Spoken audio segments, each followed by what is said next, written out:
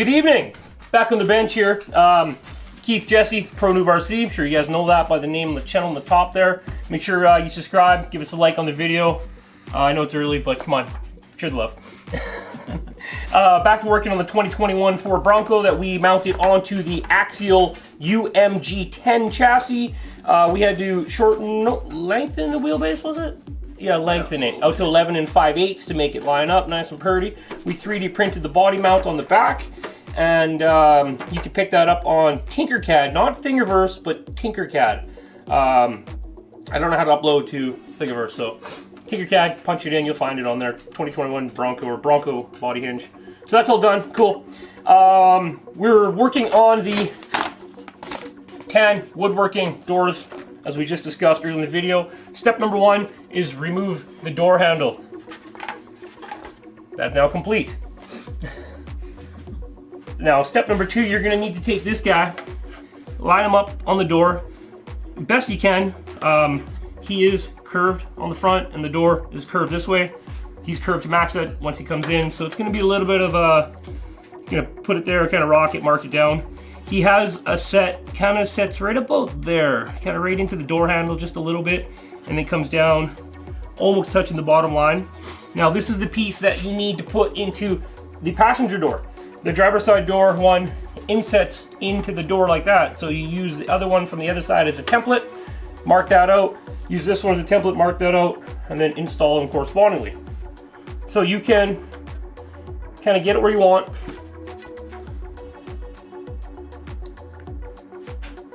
Get out some of your trusty Tamiya masking tape. Don't use the painted tape, it sucks. So we kind of threw it onto the door, kind of ballpark where he has it. Jesse is pulling up a reference photo on the interwebs so we can take a look at to where Ford has placed the window on the Sense winch. We're a bit far forward. Yeah, just a little bit. Internet says. Line it up at the top of the old door handle. Or we just take the doors off.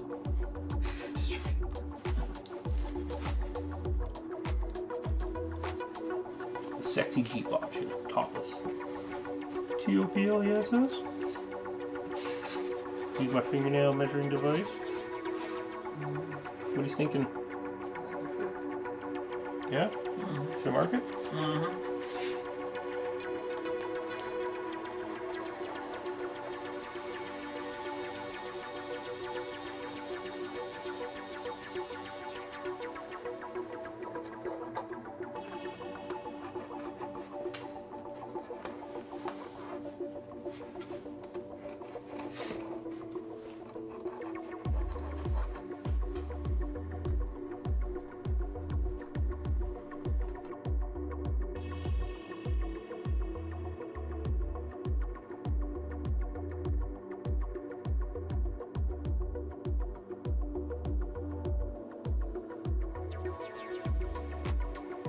Okay, so we've marked that out. We decided to kind of go right about there, kind of centerish. We'll mark this one out. Then we'll measure it and make sure we have the other one lined up to measure this one so they're parallel to each other.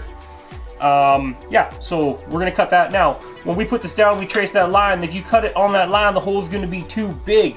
So you need to cut inside that line and then start sanding and filing back and fitting it in. It's a long process. Yeah, so it's gonna be fun. So yeah, don't cut to that line. That line is you're over the size of the hole you need, right? So cut short of that line and then file and sand, cut with a knife, whatever you need to do to get that to fit, in. If you do overcut it, there is a method that is explained in here how to fix it. If you're using 2-part epoxy, we're not going to be using 2-part epoxy. We're going to be using CA glue and a nice tight fit to put these in, and then shoe glue behind them in case they take a hit. They're not going to pop out. So I'm going to use my Dremel with my trusty cutoff wheel with these fancy, nice, easy change tips, which are pretty dope because if they actually catch something, they don't explode right away. They get a little bit of twist on them. They're pretty nice. Cut that out. Stay away from the edge. I'm going to come back with a round rotary kind of file, paddly looking drum thing and cut out the rest. Don't hold your fingers behind you when you cut through there. That hurt.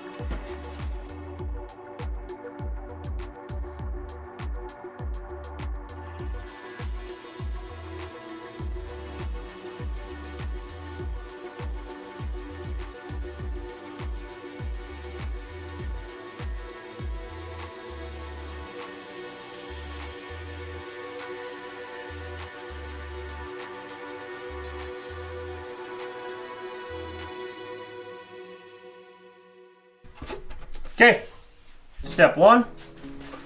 Now you can now we have a hole to work from.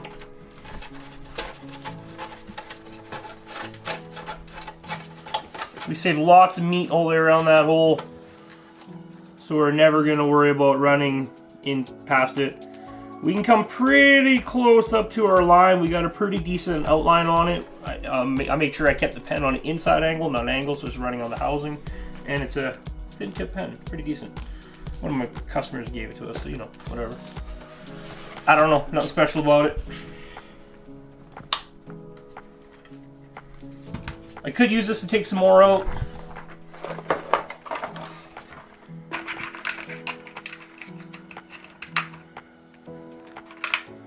Depending how loud this bit is, I might go back to that one. This guy likes to howl sometimes.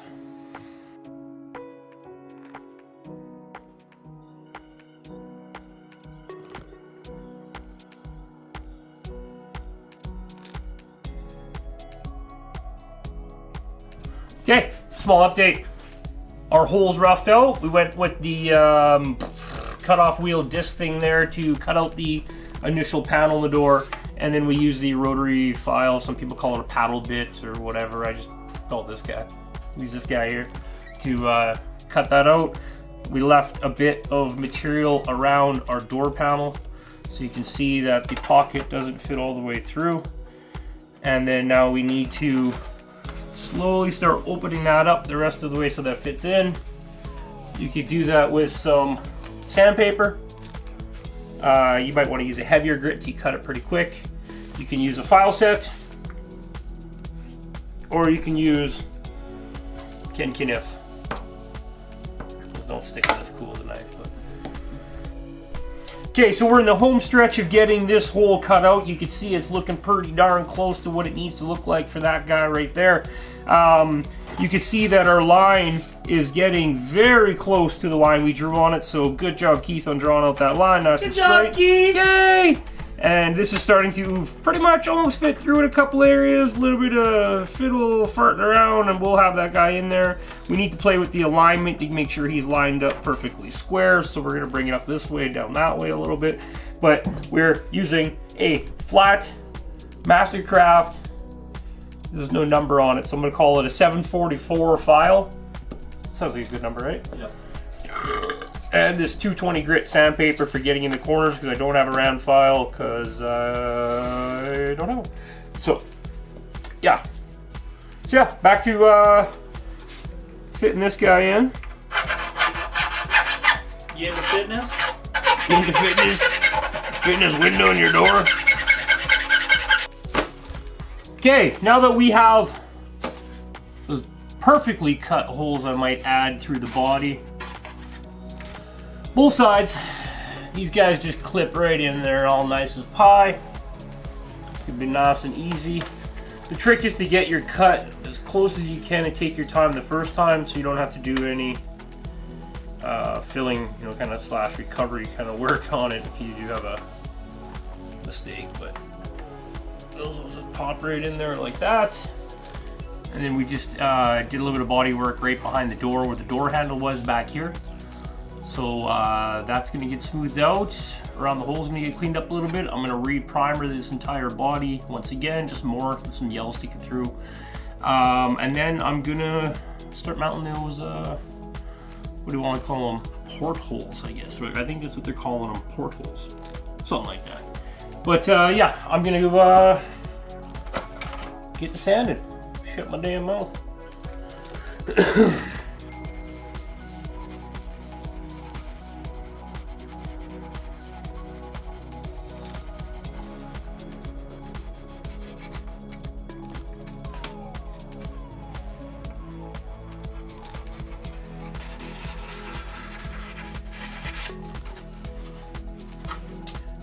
Rinse and repeat on the other side. You want to get that nice and smooth if you can, all the way around. Get it ready, pop that porthole in the door. I'm going to do the other side off camera because that's boring to watch. We got the holes cut. We filled the door handles up. That's where we're at. We filled the door handles up and we're going to install these tonight. I've remembered. It's been a long week already, so yeah, basically where we left off. was filling up these door handles, block sanding everything out. Remember I found my block sander? That was cool, right? And Jesse, I found the block sanders. Both of them. It was a great day. So this guy here needs a little bit more filler just to kind of make him look a little bit better. You can see as I'm sanding it that the high spot is coming down first, so the door handle is still a little bit high in that area.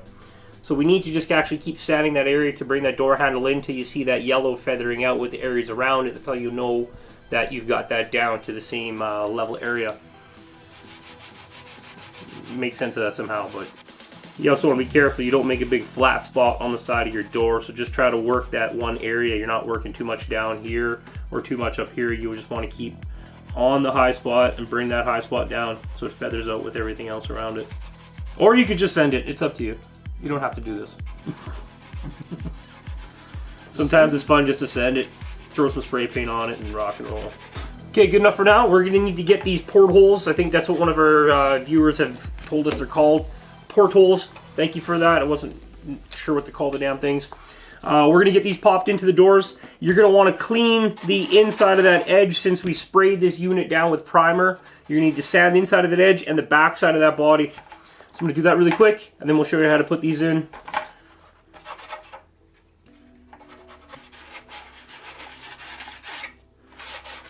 Hell yeah. Okay, so I need to get some more filler in right here below the handle. Wasn't enough, so I like to myself to scratch back the primer a little bit. Get that out of the way. Where I'm going to need some filler because I can't take down the surrounding areas to be as low as that factory molded divot in the door for the handle. So scrape away some of that primer so you're just putting the filler right on top of the filler, and then you're good to go.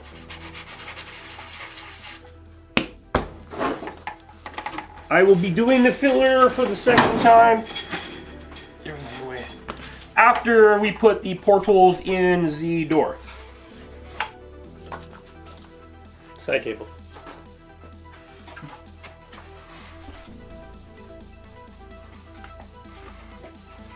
Insert macaroni sounds here. Oh, look at that. Mm-hmm. Call it macaroni.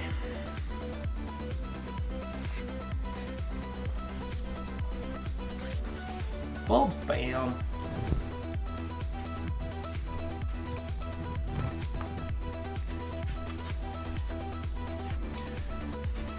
Now once you get them in to your beautifully, perfectly-ish cut hole, you're gonna wanna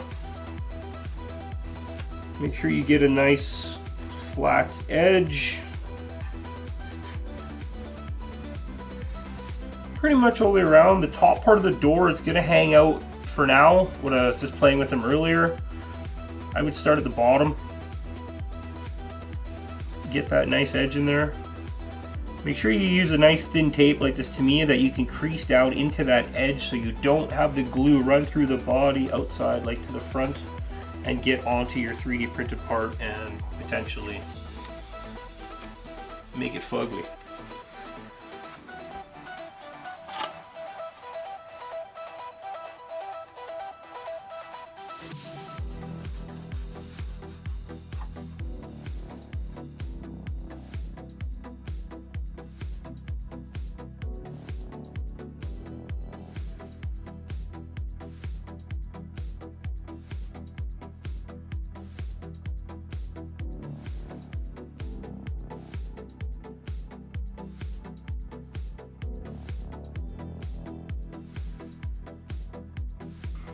So you get a nice crease with the tape down onto that little bit of an edge you have. And then you can bring up the edge so it's nice and flat, kind of just like that.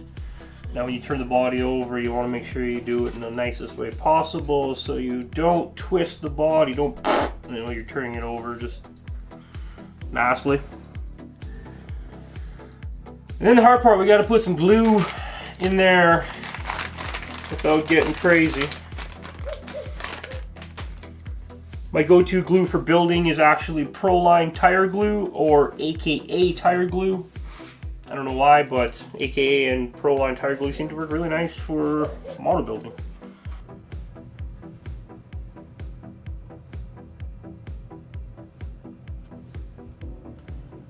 See, I'm just putting a drip in and letting it slowly just run on its own.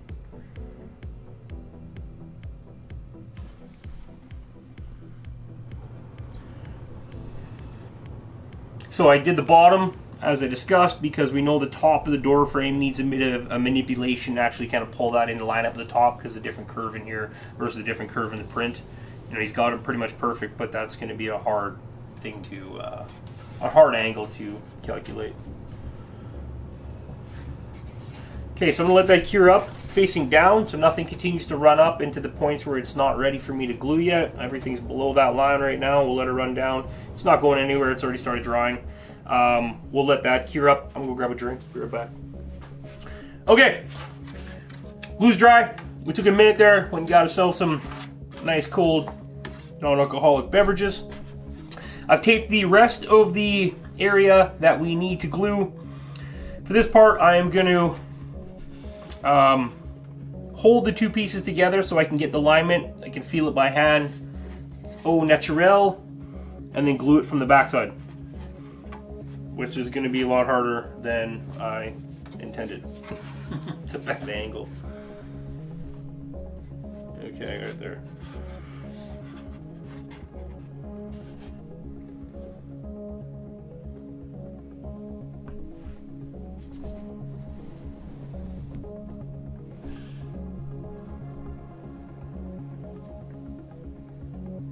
Get off there.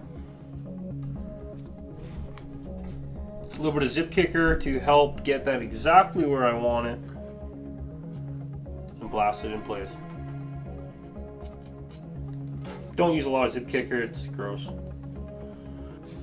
Okay, so now we got that. Actually, I need to wipe out the rest of that zip kicker in there so now the glue will function properly again.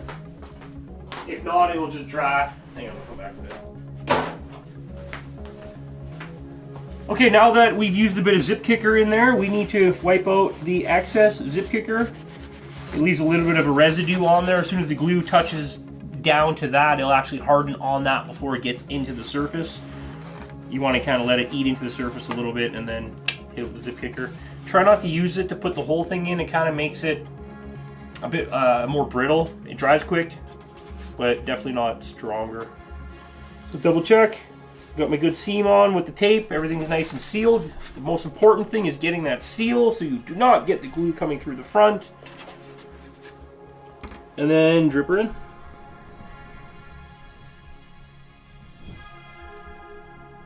Boop.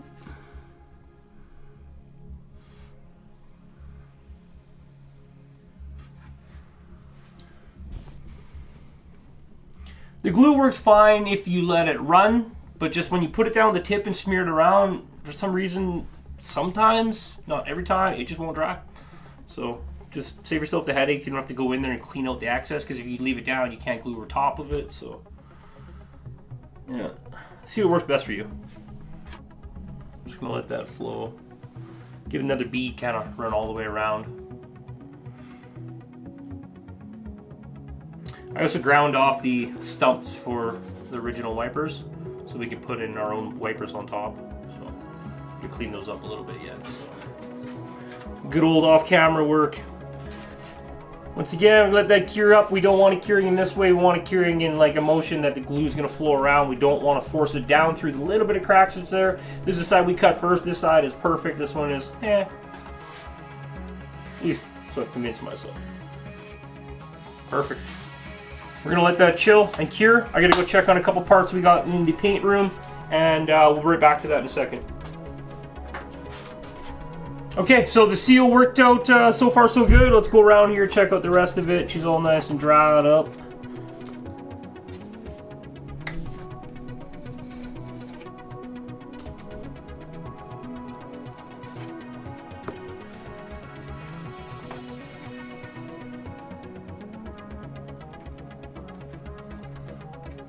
If your local hobby shop supplies Tamiya paint, or if you have the means to order it off the internet, get the Tamiya paint. I thought I sucked at painting before until I switched to Tamiya paint. You'll notice anybody that does really good paint work on the models uses Tamiya paints and Tamiya tape. It don't bleed. There's even times where it's like you swear it's gonna bleed because it wasn't a good seal and it don't. So that's important, especially when you don't want to do a body over again. So installed porthole number 1.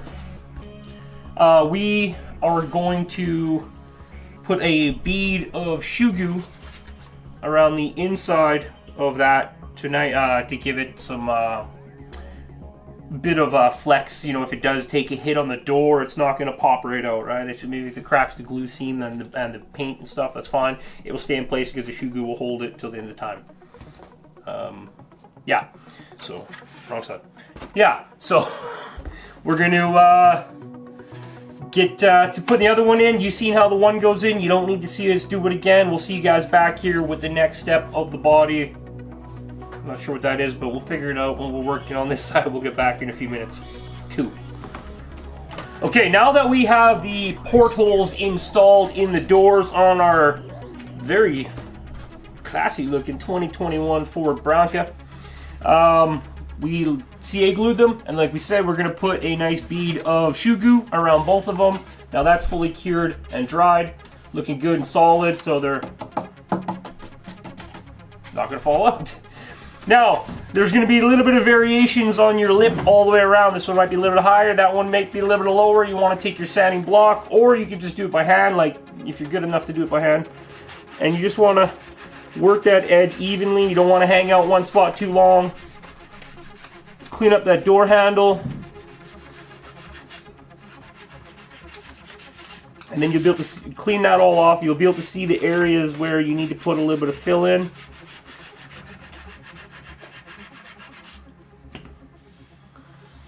The least amount of filler you can use is the bestest. Get a lot of filler on there, it's going to come out. It shrinks, it cracks, it's just a pain in the ass. It's not your friend, try not to use it. We have to use it in some places.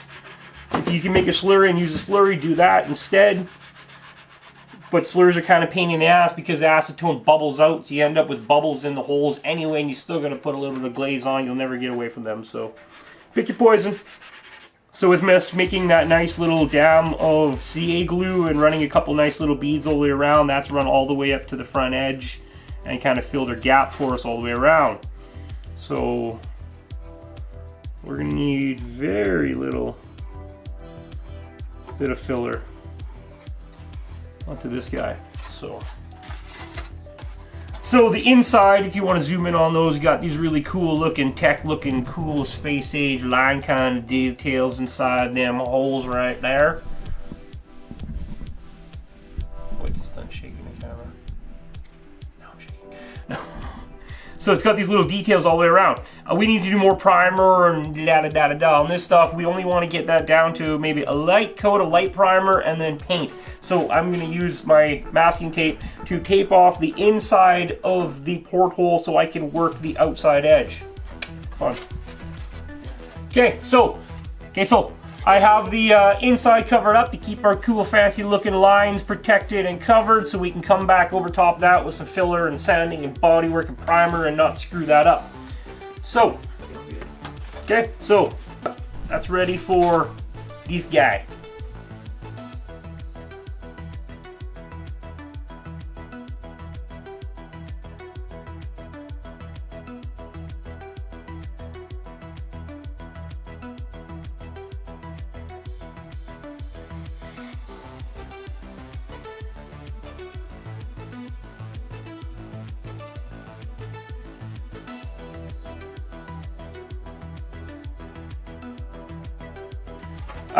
We were going to do some sanding around the portals, but I'm kind of getting tired of sanding. You guys are getting tired of sanding. You don't need to see that crap. So I'm going to take some 600 grit. I just pulled the tape off because I've got this all primered. I took out the door handle, and this piece is still raw in there. We took the tape off of it now so we can go through the 600 grit and clean up that edge and feather it out nicely. And then we can remask that off. And then, actually, I'll mask around it. I'm going to spray that black or dark gunmetal? No, dark gunmetal, that's going to be. And then we'll let that dry for a couple days, because to me a paint doesn't like having masking tape applied to it after it's been applied for a few days. Give it a week. So we'll get into that later anyway. So tonight, we're not going to do sanding. We're going to get back to putting these windows in. More tan woodwork products. And he's got a dash coming out, actually. So we're going to be putting dash in there. And we're going to order a LCD screen from Scale Built. He's the one that did the screen that's in our Gladiator.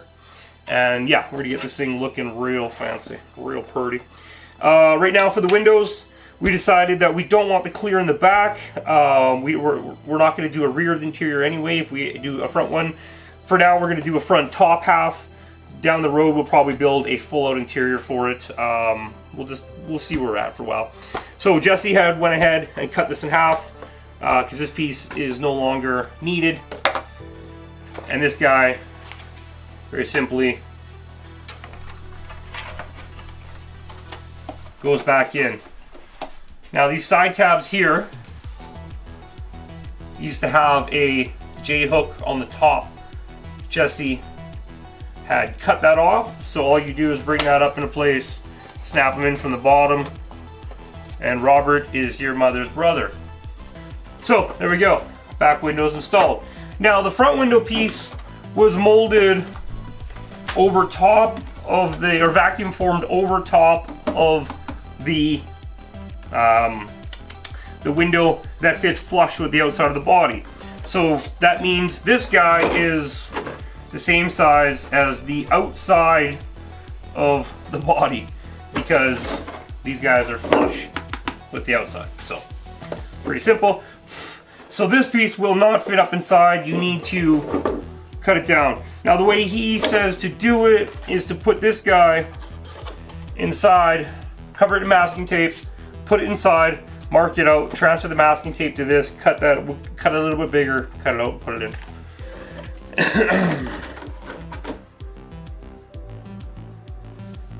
So, let's move this out. So just for the sake of seeing, once you put the black piece in behind it, this line here is going to be the one that protrudes through the hole in the front to sit out nice and flush. So you need to cut it off pretty much right up that corner to the top, and then across at this flat seam here, and then right down that corner, and then we're going to bring it to behind the windows and cut it there. Top piece, get rid of that. We'll keep that piece of clear plastic for something else.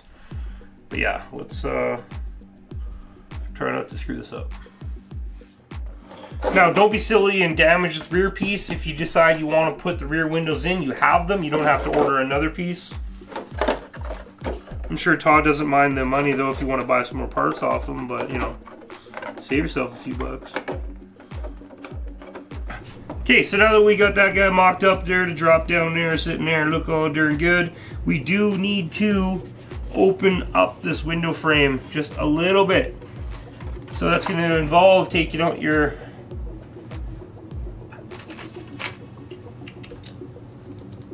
file set. So you're going to need to take your file set and you need to work your way all the way around and open up that hole. 30 thousandths of an inch, which is nothing.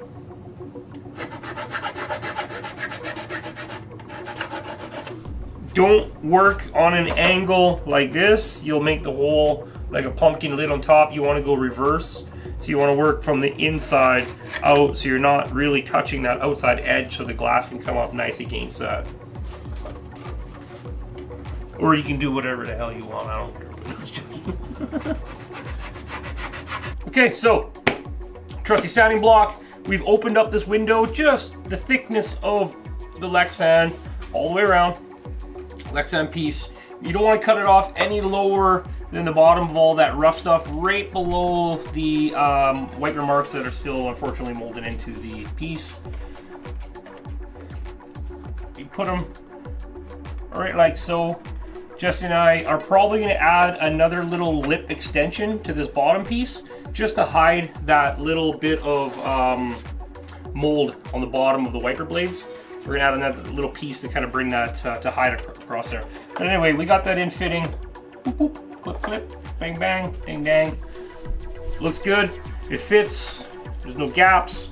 That's what you're after. Now that gets you good in place.